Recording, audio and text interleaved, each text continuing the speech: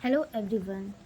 यहाँ पर बीपीएससी की तरफ से एक और नई भर्ती निकल कर सामने आ रही है, जो कि एचओडी पोस्ट के लिए है, मतलब हेड ऑफ डिपार्टमेंट पोस्ट के लिए। आपको टोटल 218 मतलब 218 पोस्ट्स के लिए आपको यहाँ पर बहाली निकल कर सामने आ चुकी है। और ये आपको वैसे ही बीपीएससी की ही वेबसाइट पे जाकर आपको वहाँ पर फॉर्म मिलेगा, आपको वहाँ पे फिल कर देना है। ठीक है, चलिए हम लोग कास्ट वाइज जो है जितनी भी वैकेंसी है उसको यहाँ पर देख लेते हैं कि कास्ट वाइज कैसे कैसे वैकेंसी है। तो देखिए यहाँ पर आप जैसे देख सकते हैं कि अनारक्षित मतलब जो जनरल कैटेगरी है, अनरिजर्व कैटेगरी है, वो यहाँ पर दे रखी है। फिर अनुसूचित जाति दे रखी है, मतलब एससी कैटेगरी। और इसमें देखिए आपकी अनारक्षित में आपको यहाँ पर देख सकते हैं कि यहाँ पर विभाग का नाम, विषय का नाम सब दिया है। यांत्रिक अभियंत्रण, कंप्यूटर साइंस एंड इंजीनियरिंग, तो ये सब चीज़ों पे आपको सारा, विद्युत अभियंत्रण, तो ये सब पे सारा आपका पोस्ट है। यहाँ देखिए अनुसूचित जाति, जनजाति, फिर अत्यंत पिछड़ा वर्ग, फिर पिछड़ा वर्ग, फिर आर्थिक रूप से कमज़ोर वर्ग जो होते हैं उनके लिए यहाँ पर सारा कैटेगरी वाइज यहाँ पर डिवीज़न दे रखा है। तो आप यहाँ पर अपना देख सकते हैं। ठीक, फिर देखिए महिलाओं के लिए 35% आरक्षण रहता है, तो वो भी यहाँ पर महिलाओं के लिए आरक्षण का सब दे रखा है। उसके बाद स्वतंत्रता सेनानी का है, ये रहा। और फिर जो दिव्यांग लोग हैं उनके लिए भी 4% यहाँ पर आरक्षण है, तो वो भी यहाँ पर स्पष्ट लिखा हुआ है।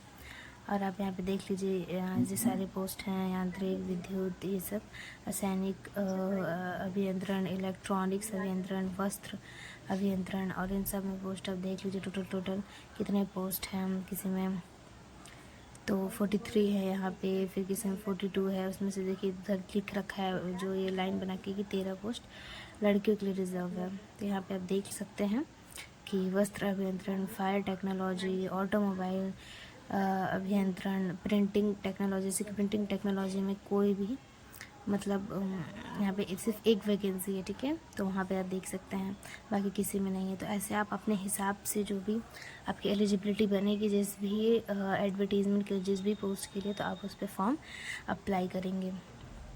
वैसे यहाँ पे फूड प्रोसेसिंग और प्रिजर्वेशन है, तो इसमें भी देखिए एक ही पोस्टर, सो वो भी जनरल के लिए रिजर्व है।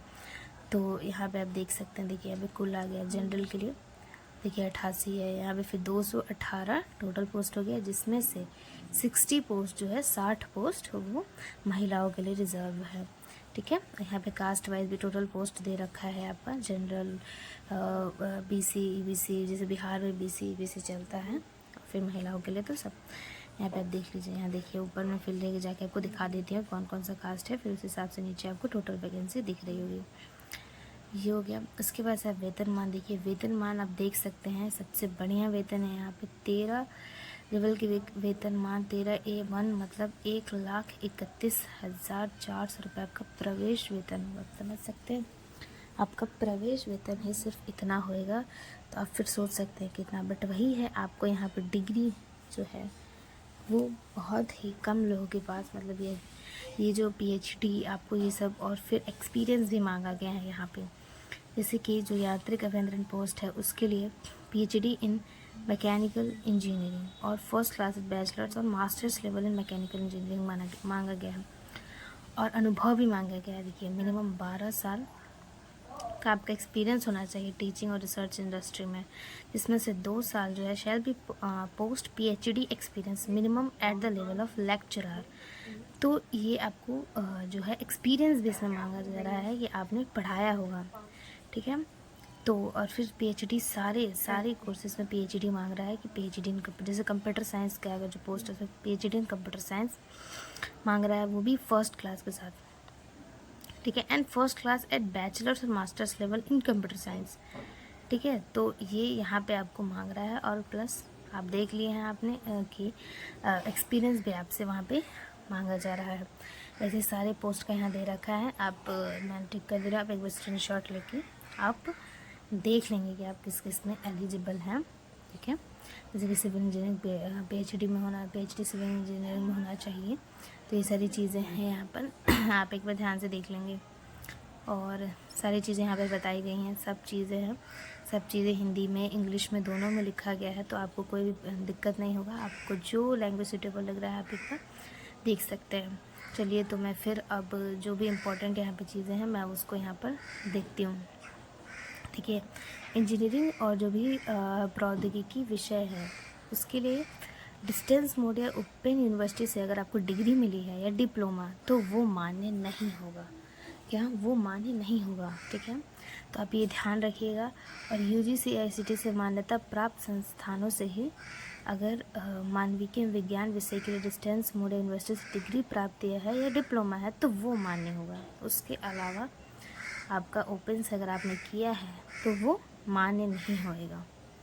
ठीक है, तो चलिए फिर से मैं और भी देखें। यहाँ पे उम्र सीमा दे रखा है। उम्र सीमा की दिनांक 1/8 मतलब 1 अगस्त 2025 को इच्छुक उम्मीदवार आवेदक की न्यूनतम उम्र 1 अगस्त तक आपकी जो मिनिमम एज 33 होना चाहिए और मैक्सिमम की कोई भी सीमा नहीं है। ठीक है, और सेवानिवृत्ति की आयु 65 वर्ष निर्धारित, जो सेवा में है उनको 65 वर्ष। ठीक है, चयन का आधार क्या है देखिए, तो ये जो है नया जो यहाँ पे दे रखा है ना, इसके बेसिस पे आपका सिलेक्शन होगा। जैसे कि कुल वेटेज 100 है और फिर देखिए यहाँ पे आपके जो भी मतलब जैसे कि मैक्सिमम 10% ऑफ ये एकेडमिक बैकग्राउंड है आपका, तो ये उससे फिर रिसर्च बुक पब्लिकेशन उसका 20 होगा मैक्सिमम वेटेज। तो सारे मार्क्स के बेसिस पे आपके यहाँ पे वेटेज दिए हुए हैं, तो आप उस हिसाब से यहाँ पे देख लेंगे कि आपको कितने वेटेज का आपका क्या है एग्ज़ाम, तो आपको समझ में आएगा। ठीक है, तो फिर चलिए और यहाँ पे भी देख लीजिए। जैसे सब में आपको नंबर वेटेज किस नंबर से कैसे नंबर के हिसाब से सारा चीज़ गिवन है। और देखिए बढ़िया से समझा के आपको दिया हुआ है, तो आप ध्यान से देखेंगे, ध्यानपूर्वक, और अपना पढ़ेंगे कि आपको किस पे एलिजिबिलिटी है किस पे नहीं है। ये आप स्क्रीनशॉट ले लीजिएगा यहाँ पे। ठीक है, तो ये तो यहाँ पे तो वही वो बताया गया है, रिजर्वेशन का कोड क्या है, ये सब चीज़ें बताई गई हैं। चलिए हम देखते हैं और जो ज़रूरी इसमें जानकारी है वो देख लेते हैं। देखिए शुल्क देखिए, शुल्क वही 100 रुपये है शुल्क आपका का, चाहे आप किसी भी कैटेगरी से आते हो, जनरल ईबीसी एससी एसटी सबको, मेल फीमेल सबको 100 रुपये देना है। और देखिए और वैसे जो अभ्यर्थी हैं जिन्होंने आधार नंबर अगर नहीं दिया है अपना, ठीक है, आधार नंबर आवेदन करने टाइम आधार नंबर नहीं देते हैं तो उनको 200 रुपये बायोमेट्रिक का फ़ीस पे करना पड़ता है।